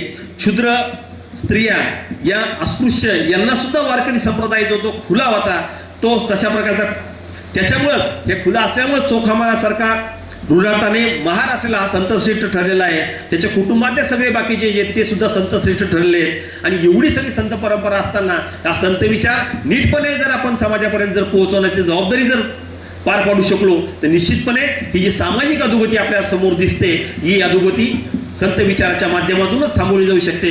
अशा प्रकारचा एक संत विचाराचा एक लाभार्थी म्हणून ही भूमिका मांडावी वाटते. आणि ही भूमिका मांडण्याची संधी मला या व्यासपीठाने दिली, त्याकरता मी त्यांचे मनापासून आभार मानतो. धन्यवाद. म्हणाले की मी संत विचाराचा अभ्यासक नाही, पण शेवटी जाता जाता तुम्ही म्हणाले आता अनेक लाभार्थी आहे, पण तुम्ही संत विचाराचे लाभार्थी आहे. यावरून तुमच्या एकूण व्याख्यानाचा आशय आणि विषय बघता तो नक्कीच अभ्यासपूर्ण होता असं मी या ठिकाणी म्हणतो. यानंतर जे परिसंवादक आहे डॉक्टर रुपेश चिंतामणराव मोरे, यांचा संशोधनाचा विषयच मुळी संत तुकाराम यांच्यानंतरचा वारकरी संप्रदाय, विकास आणि सद्यस्थिती. संत साहित्य आणि वारकरी संप्रदायाचे ते मुळातच अभ्यासक आहे. संत साहित्य, वारकरी संप्रदायावर त्यांनी विविध शोधनिबंध, वृत्तपत्र व नियतकालिकातून लेखन केलेले आहे. वाचनाचा व्यासंग आहे. शैक्षणिक आणि भाषाविषयक लेख अनेक नियतकालिकामध्ये त्यांचे लेख आहेत. जास्त वेळ न घेता मी त्यांना विनंती करतो की त्यांनी या ठिकाणी आपले विचार व्यक्त करावे. देशमुख महाविद्यालय त्यांच्या संयुक्त विद्यमानं होत असलेल्या मराठवाडा साहित्य संमेलनाच्या परिसंवाद सत्रामध्ये व्यासपीठावर उपस्थित असलेले या सत्राचे अध्यक्ष प्राध्यापक रवणेकर सर, ज्यांनी उत्तम प्रकारे मांडणी केली त्या प्राध्यापक Kulkarni sir, Keskar sir, Survase sir, आमचे मित्र अनिल देशमुख सर, समोर उपस्थित असलेले तांबे सर, अंचित तलवार सर, काळ्या मॅडम आणि तुम्ही सगळे श्रोते. समाजाच्या अधोगतीला संत विचारच तारेल हा खूप सुंदर विषय संयोजकांनी या परिसंवादासाठी ठेवला. माणूस हा समाजशील प्राणी आहे असं अरिस्टॉटल म्हणतो. तो समाजाशिवाय राहूच शकत नाही. आणि मग समूहाने राहायचं, गटाने राहायचं, माणसाच्या काही गरजा होत्या त्या पूर्ण करण्यासाठी माणूस एकत्र राहायला लागला. संत कुणाला म्हणायचं की ज्याला सत्य उपलब्ध झालं आहे, सत्य ज्याच्या कसोटीला उतरला आहे, तो संत.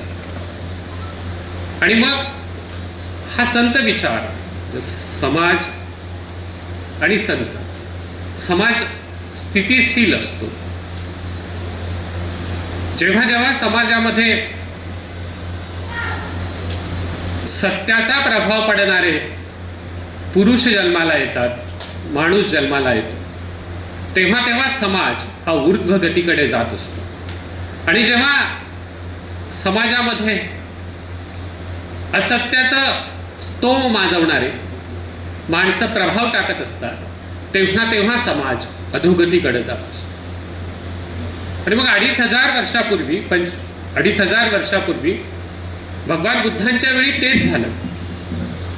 समाजामध्ये प्रचंड कर्मकांड वाढलेलं होतं. त्या काळात भगवान बुद्धांसारखा महापुरुष जन्माला आला आणि त्यांनी समाजाला ऊर्ध्वगतीकडे नेण्यासाठीचा काही विचार सांगितले. त्यानंतर कृष्णाने अर्जुनाला गीता सांगितली. काळ थोडा पुढे मागे असेल, पण तेव्हाही त्या समाजामध्ये महाभारत ज्याच्यावरून घडलं तेव्हाही सगळी ही अनैतिकतेची, असत्याची लढाई होती. आणि त्यात कृष्णाने अर्जुनाला उपदेश केला आणि तो जो काय बदल व्हायचा तो झाला. येशू ख्रिस्त जेव्हा झाले त्या काळी त्या समाजामध्ये कर्मकांडाचं स्तोम माजलं होतं, असत्याचं स्तोम माजलं होतं. आणि त्या काळामध्ये येशू ख्रिस्ताचा विचार त्या समाजावर प्रभाव टाकणारा ठरला आणि त्या समाजाला ऊर्ध्वगतीकडे घेऊन गेला. अरेबिक वाळवंटामध्ये मोहम्मद पैगंबराच्या सारख्या संत पुरुषाने जगाला शांतीचा संदेश दिला. ज्या काळामध्ये तिथं रक्तपात होत होते त्या काळामध्ये मोहम्मद पैगंबरांनी जगाला शांतीचा संदेश दिला. तोही एक संत विचार होता. आपण मध्ययुगीन कालखंडामध्ये जेव्हा बघतो तेव्हा वारकरी संतांनी, आपण संत म्हणजे वारकरी संप्रदायातले संत एवढा मर्यादित विचार आपण संतांच्या दृष्टीने करू नये. पण वारकरी संप्रदायातल्या संतांनी जो काही समाजाला तो विचार दिला त्यावेळची सामाजिक परिस्थिती पाहता समाजाला पुन्हा एकदा ऊर्ध्वगतीकडे नेण्याचं काम मग संत ज्ञानेश्वरांनी, संत नामदेव महाराजांनी, संत तुकाराम महाराजांनी, त्या सगळ्या संत एकनाथ महाराजांनी, सगळ्या संत मंडळींनी.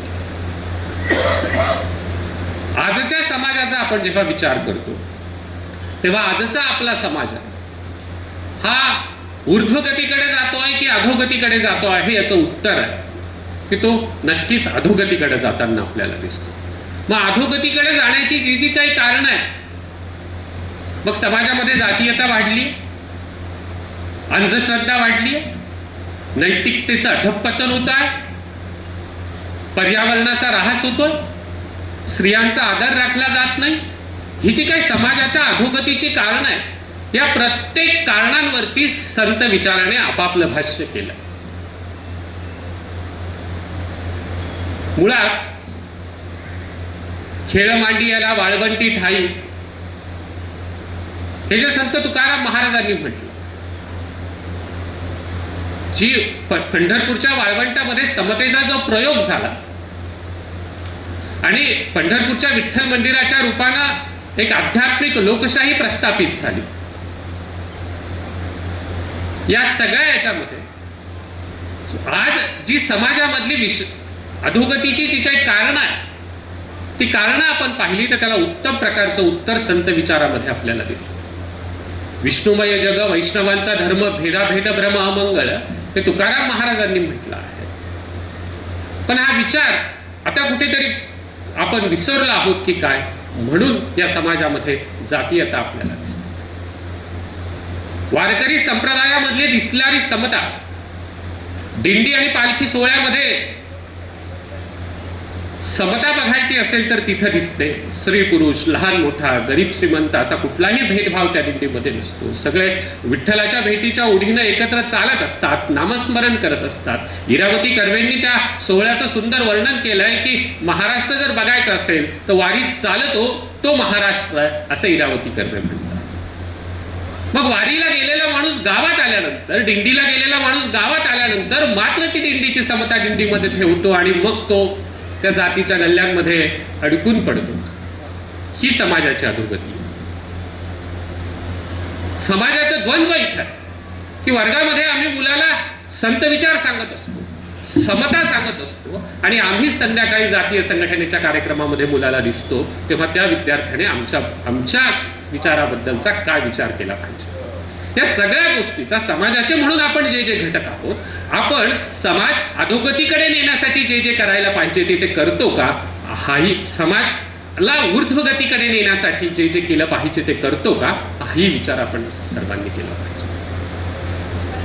संतांची आगावा प्रेमाचा सुखाळ असं म्हणतात, आणि संतांमध्ये आणि आपल्या प्रेमामध्ये काय फरक आहे? संत निरपेक्षपणे प्रेम करतात, सगळ्यांवरती सारखं प्रेम करतात, म्हणून संतांच्या गावा प्रेमाचा सुकाळ असं संतांनी म्हटलं. आपण मात्र तसं करतो का, ही एकदा आजमावून पाहिलं पाहिजे. आपण जात बघून जर प्रेम करत असू तर मग त्या संत विचाराला काय अर्थ आहे? संतांचा विचार आपण हा सगळ्यांगानं सगळ्यांपर्यंत पोहोचवला पाहिजे.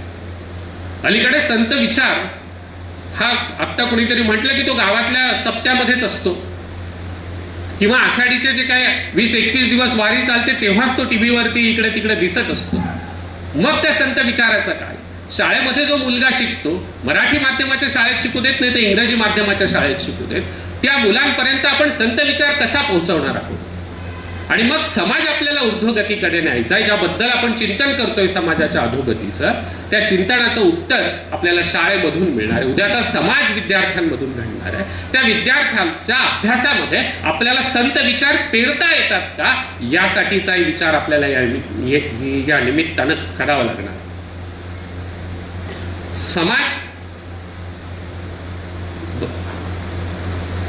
आज जिथं तरुण मंडळी, महाविद्यालयांमध्ये शिकणारी मुलं आणि तरुण मुलं ज्यांच्या प्रभावाखाली आहेत, ती माणसं आज सगळे आत्मकेंद्रीय आहेत.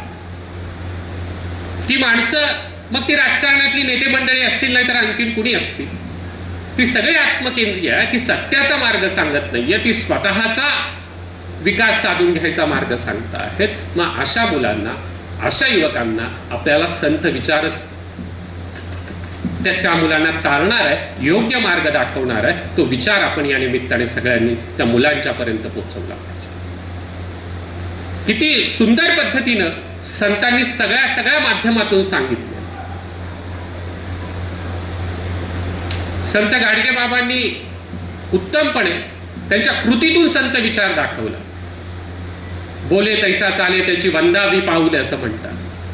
हा बोले तैसा चाले ही कृती फक्त संतांपुरती मर्यादित न राहता, आज आपण ज्यांना आपले आयडॉल समजतो किंवा आपण ज्यांच्या समोर जाऊन उभं राहतो त्यांना सुद्धा आपण त्या पद्धतीनं वागलो पाहिजे. तेव्हा समाज हा ऊर्ध्वगतीकडे जाणार आहे. या सगळ्या चर्चेमध्ये संतांचे जे काही विचार, कितीतरी जे पसायदान रोज शाळांमधून होतं, महाविद्यालयांमधून होतं, त्या पसायदानाचा कुठे कुठे कसा अर्थ सांगितला जातो तो सांगितला गेला पाहिजे. जॉनी यश पापाबद्दल सर बोलले, जे का खळांची व्यंकटी सांडो तयात सत्कर्मी रती वाढो, भूता परस्पर जडो मैत्र जीवांची.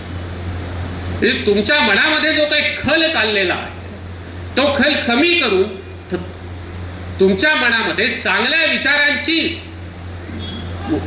विचारांची वाढ व्हावी आणि जगासोबत तुम्ही मैत्री प्रस्थापित केली पाहिजे, हा विचार आपण विद्यार्थ्यांना आणि सगळ्यांनी आपण तो विचार, झया खळांची व्यंकटी सांडो तया सत्कर्मी रती वाढो, किती बदल आपण तसा विचार करतो तेही आपण बघितलं. समाजाला ऊर्ध्वगतीकडे न्यायचं असेल, अधोगतीपासून दूर न्यायचं असेल तर आपल्याला हा संत विचार विद्यार्थ्यांपर्यंत आणि सगळ्या समाजापर्यंत नीट पद्धतीनं पुन्हा एकदा पोहोचावा लागणार आहे. सोपं करून विद्यार्थ्यांना सांगावं लागणार आहे. पारायणापुरती मर्यादित असलेली गाथा आणि पारायणापुरती मर्यादित असलेली ज्ञानेश्वरी शाळेमधून मुलांना त्याचा अर्थासहित पोहोचावा लागेल. तेव्हा आपल्याला समाज हा ऊर्ध्वगतीकडे नेता येईल आणि अधोगतीची चर्चा आपल्याला थांबवता येईल. मला वाटतं माझा दिलेला वेळ आता संपला आहे. मी माझ्या पद्धती शाळेत शिकवतो म्हणून की काय, पण मुलांना सेंटर ठेवून बोललो, संयोजकांनी बोलण्याची संधी दिली आणि आपण सर्वांनी ऐकलं त्याबद्दल धन्यवाद. एकूणच संत साहित्याचे अभ्यासक आपण आहात म्हणून जातीयता, अंधश्रद्धा, नैतिकता, स्त्रियांचा आदर असे एकूण सगळ्या विषयांना आपण स्पर्श केला आणि म्हणून या विषयालाही आपण न्याय दिला असं मला वाटतं. यानंतर या ठिकाणी या परिसंवादाचा समारोप, अध्यक्षीय समारोप आदरणीय डॉक्टर राम रवणेकर यांच्या मनोगताने होणार आहे. प्राध्यापक व संशोधक मार्गदर्शक प्रमुख पदवी व पदव्युत्तर मराठी विभाग वस्तुतरी महाविद्यालय अंबड जिल्हा जालना 1993 पासून ते त्या ठिकाणी कार्यरत आहेत. कार्यक्रमाधिकारी राष्ट्रीय सेवा योजना जवळजवळ 19 वर्ष त्यांनी राष्ट्रीय सेवा योजनाचे कार्यक्रमाधिकारी आहेत. सदस्य राष्ट्रीय सेवा योजना राज्य सल्लागार समिती महाराष्ट्र राज्य मुंबई ते राहिलेले आहेत. सदस्य जिल्हा साक्षरता समिती जिल्हा परिषद जालना ते 5 वर्ष राहिलेले आहेत. सदस्य तंटामुक्त गाव समिती रवना तालुका घनसावंगी जिल्हा जालना इथेही ते सदस्य राहिले आहेत. अंबड पंचक्रोशीत विविध विषयावर किमान 100 व्याख्याने त्यांनी दिलेली आहेत. राज्य राष्ट्रीय आणि आंतरराष्ट्रीय स्तरावर त्यांनी विविध विषयावर शोधनिबंध सादर केलेले आहेत आणि आजही ते करीत आहेत. विविध नियतकालिकामध्ये ते लेखन आजही करीत आहेत. मी आदरणीय डॉक्टर राम रवणेकर सर यांना विनंती करतो की त्यांनी या ठिकाणी अध्यक्ष समारोप करावा.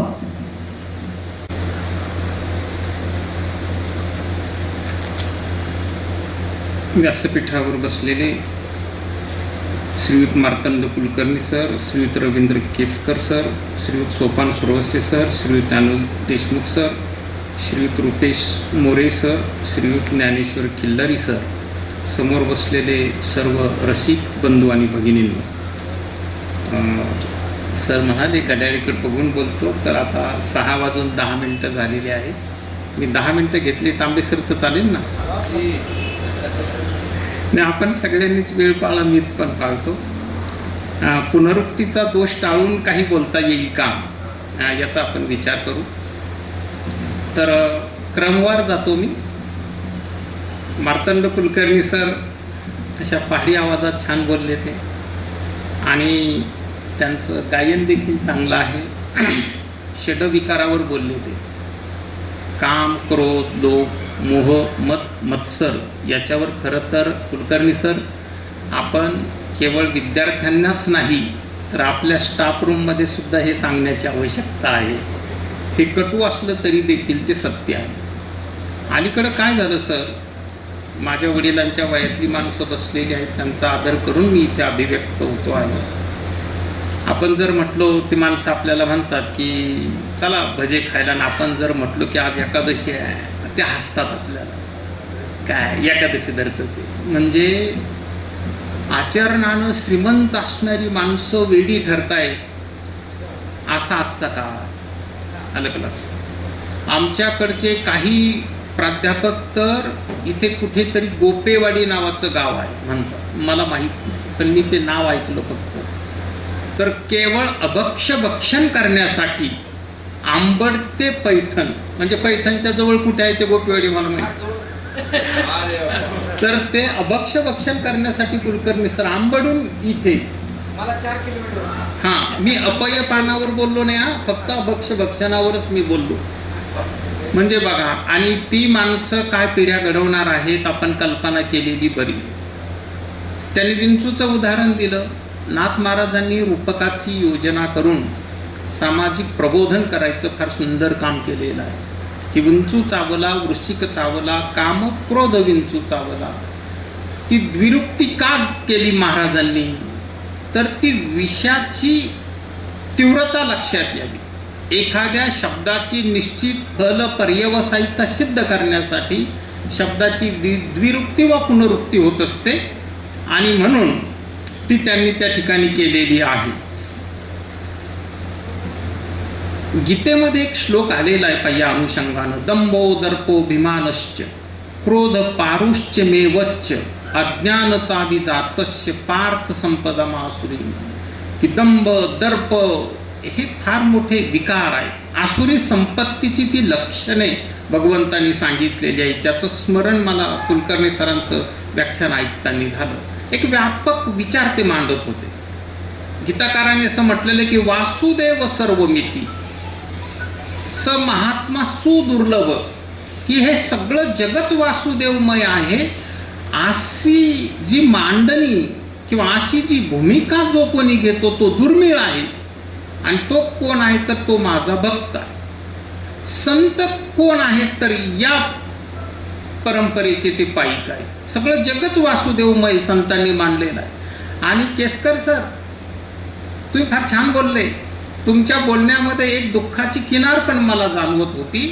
तुमचं बोलणं सत्याला धरून होतं, पण सगळेच संत असे एकही संत नाही की त्यांचा समाजानं छेड केलेला नाही. आणि आजही 2024ला देखील जी माणसं काही चांगलं करू पाहतात त्या माणसांना समाज छळतो आहे.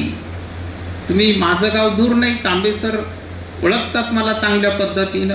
मी माझ्या गावामध्ये, कारण मी एक छोटंसं पुस्तक वाचलं आचार्य कुल नावाचं, विनोबा भाव्यांचं, आणि मी फार प्रभावित झालो. कारण त्या ग्रंथामध्ये आचार्य असं म्हणाले की एका शिक्षकानं जर एक गाव दुरुस्त करायचं ठरवलं तर हा भारत लवकर दुरुस्त होईल.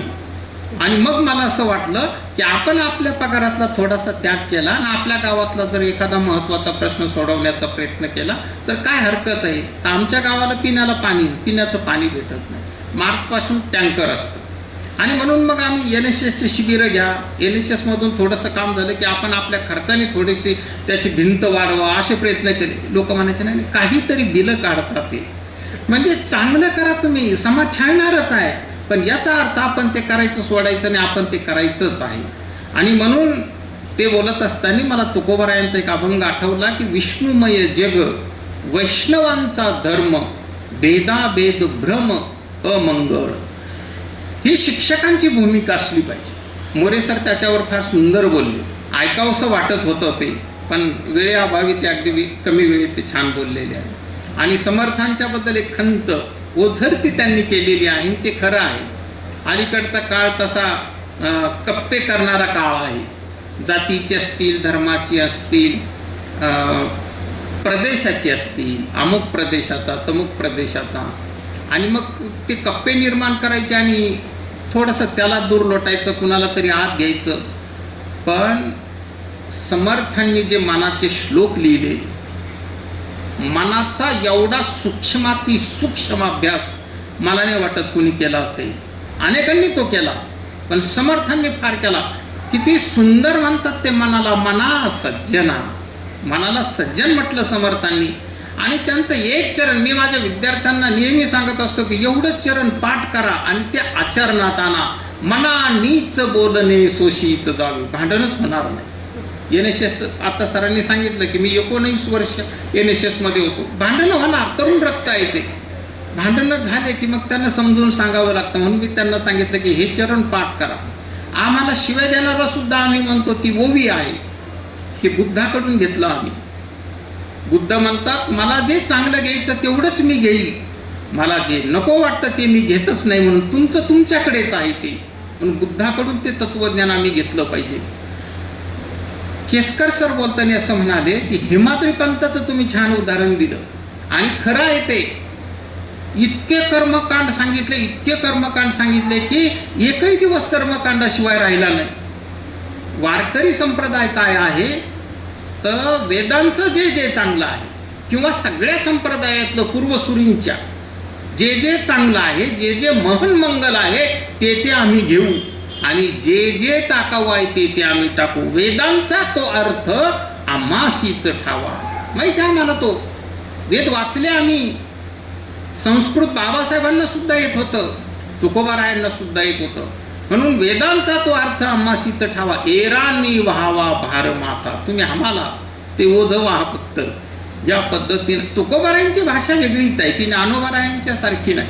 ज्ञानोबाराय ते मातेसारखेच अभिव्यक्त होतात, तुकोबाराय पित्यासारखे अभिव्यक्त होतात. दोघांच्या मध्ये तो मूलभूत फरक आहे.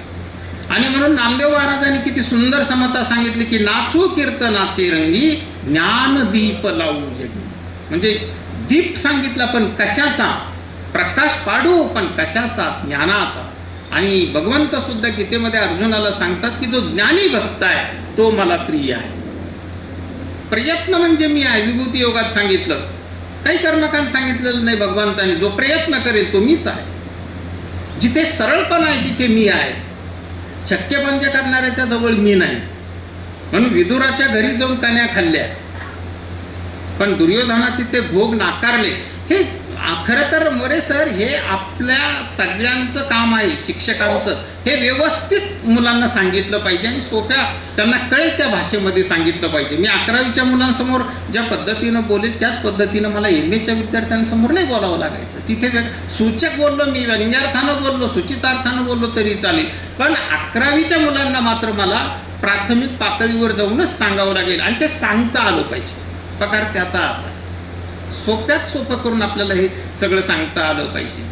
आणि नामदेव महाराजांनी काय सुंदर सांगितलेलं आहे की निंदा स्तुती ज्याला समान पै झाली त्याची स्थिती आली समाधीला. आता तुम्ही बघा, एक जण अशी प्रतिक्रिया दिली की ते पत्रकार जाऊन विचारतात, ते तुम्हाला असे असे म्हणाले, लगेच हा दुसरी भाषा, सगळी कमरेखालचीच भाषा. त्यांच्याकडे बघून कोणता आदर्श घ्यायचा हा प्रश्न पडला.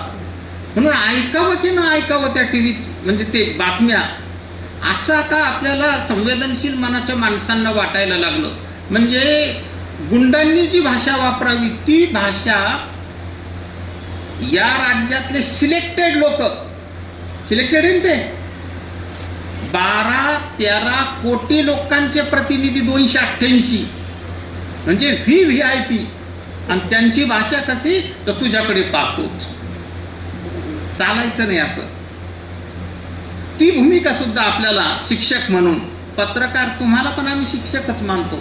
कारण हा देश कोणी उभा केला तर हा देश शिक्षकांनी उभा केला.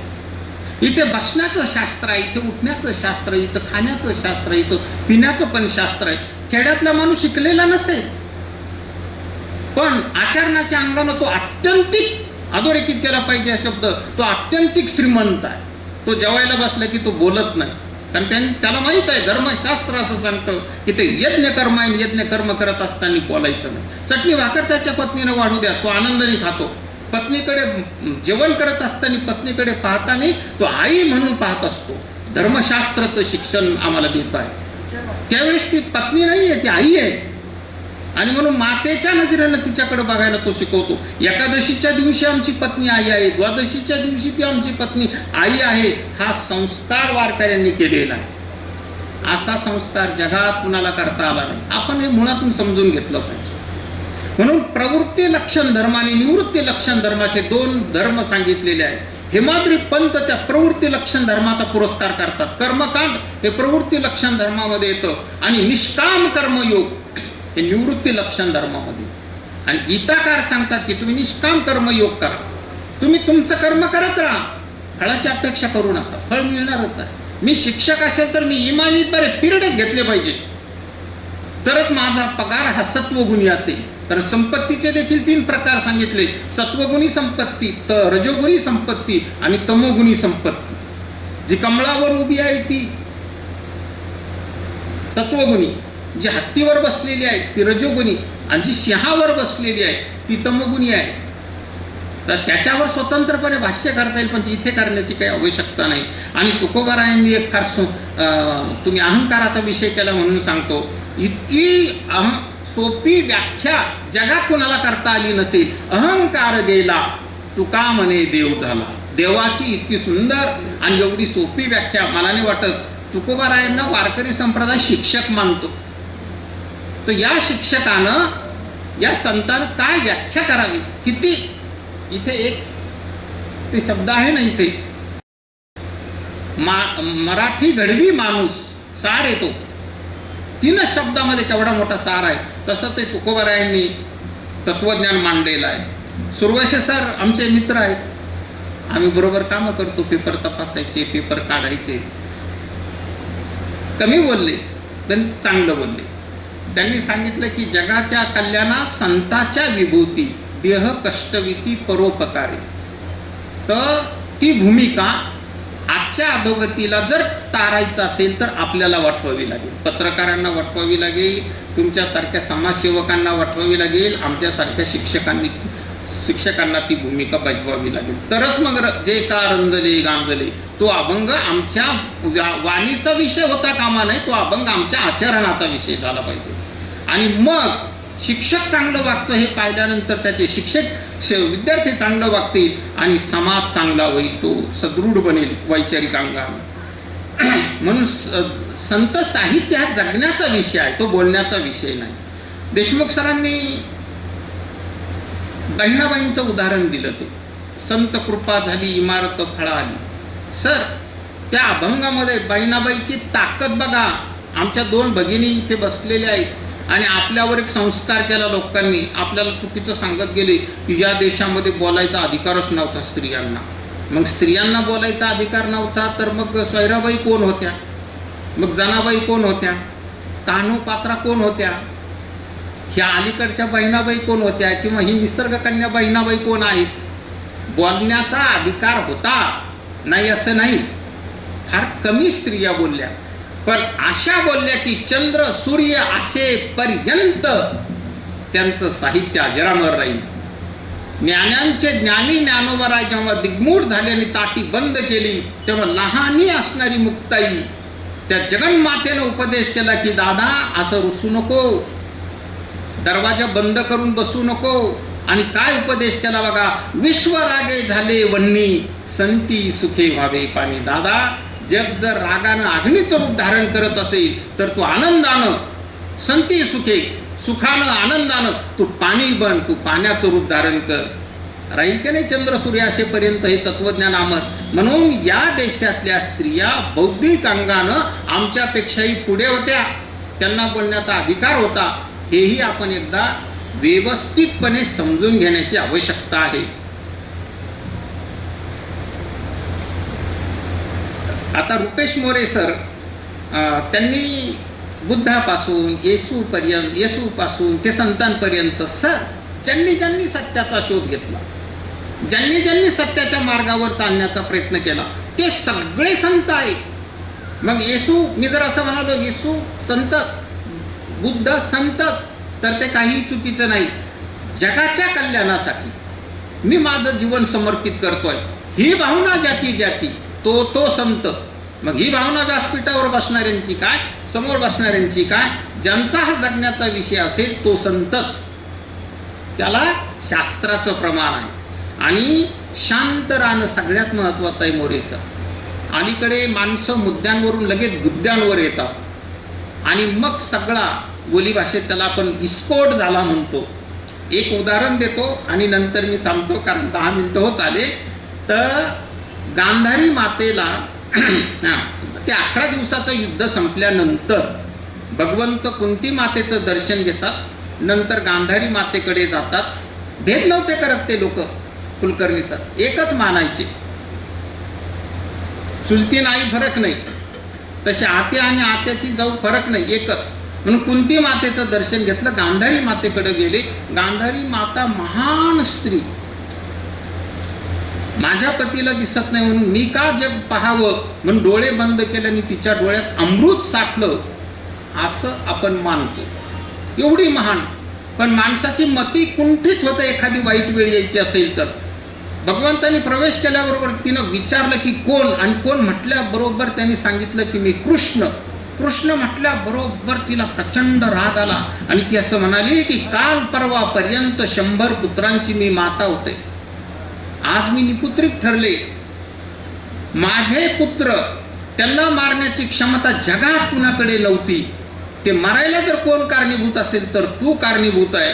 म्हणून आज माझ्या कुळाचा जसा क्षय झाला, उद्या तुझ्याही कुळाचा क्षय होईल. आणि असा शाप दिल्यानंतर सुद्धा भगवंत स्मित हास्य करतायत. मातेला हात जोडतायत आणि सांगतायत, माते तुझा आशीर्वाद घेण्यासाठी मी इथं आलो होतो, पण कदाचित तुझ्या शापातून उद्याचं काहीतरी महान मंगल होणार असेल.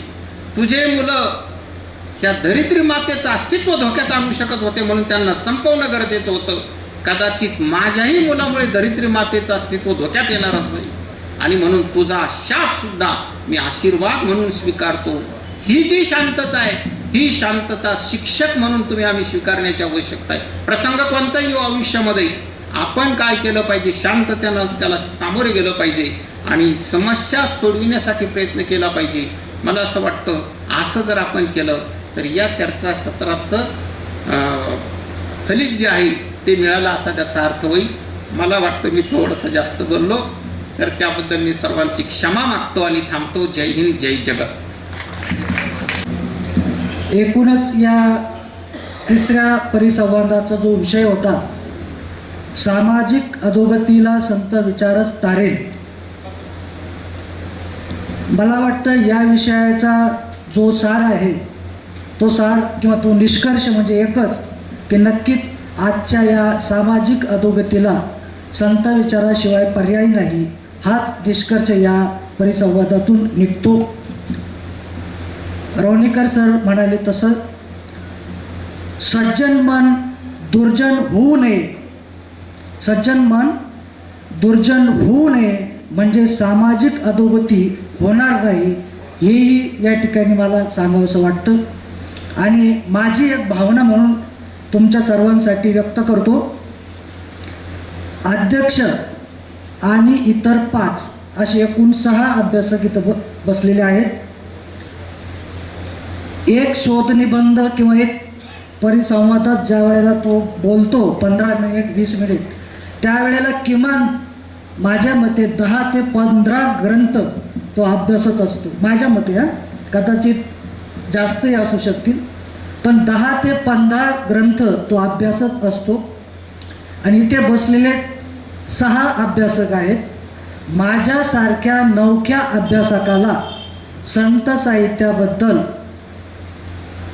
60 ते 90 पुस्तकांचा सार केवळ आणि केवळ 2.5 तासात या ठिकाणी मला मिळाला. मी सगळ्या नोट्स काढल्या आणि म्हणून सगळ्यात जास्त फायदा जर या परिसंवादाचा कोणाला झाला असेल, असं माझं व्यक्तिगत मत आहे की तो मला झाला. तुमचे सर्वांचे मी या ठिकाणी माझ्या वतीने धन्यवाद, आभार व्यक्त करतो. विशेष म्हणजे इथं जे मोजके रसिक बसलेले आहेत, मला वाटतं या 60 ते 90 ग्रंथाचाही सार आपल्यापर्यंत तो पोचलेला आहे. जे आले नाही, मला वाटतं ते सामाजिक